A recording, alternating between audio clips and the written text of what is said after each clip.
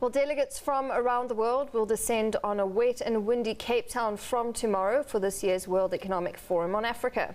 Well, business, government and civil society will take stock of progress made over the last 25 years and will share insights on inclusive growth going forward. Africa, until recently known around the world as the Dark Continent, between 1950 and 1975, there were 200 violent overthrows of governments and assassination of presidents on the continent. But now, the continent is seen as a land of opportunity despite some pockets of instability. Perceptions of Africa in a decade have reversed completely. It's now home to 60% of the world's untapped arable land, so it's the answer to the global protein crisis. Its oil production can rival that of the Saudis. Its mineral resources are without comparison. Its population will double in the next 35 years, and these will be young people, consumers, who will be getting a lot richer in an environment where their countries will start to grow at rates sustainably of 5 or 6%. So just in terms of consumption spending, foreign direct investment into areas such as infrastructure development, mining and telecommunications has increased significantly over the past decade. And that has seen a growing number of countries registering growth rates of more than 5%. However, in previous WEF Africa conferences, there's been a lot of talk about the need to bridge income inequality and foster inclusive growth. The issue remains an ongoing debate.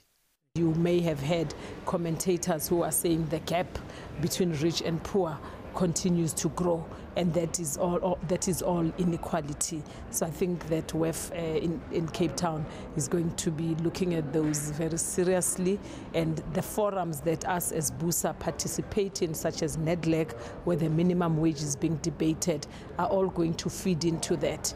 The story that Africa's growth doesn't filter down is not borne out in the data. If you look at urbanization levels, which immediately improve people's standards of living, and you look at per capita spending capacity of urbanized Africans, the numbers are unambiguous. Growth is feeding the rise of increasingly prosperous African people across the continent. Until recently, South Africa was the engine for growth on the continent. But now, the local economy is losing steam. Growth has been flat for the last few years. In fact, now there is talk that South Africa's sluggish performance is weighing down growth of the whole sub-Saharan region. Despite this, government and business leaders say the country is still a worthy destination for foreign investment. We have major conferences that take place here, such as the mining Indaba. And the reason it takes place here is, though, while we are saying our mining industry in South Africa is struggling in terms of attracting foreign direct investment, yet it still remains a platform for the rest of the continent, which is still in exploratory phase.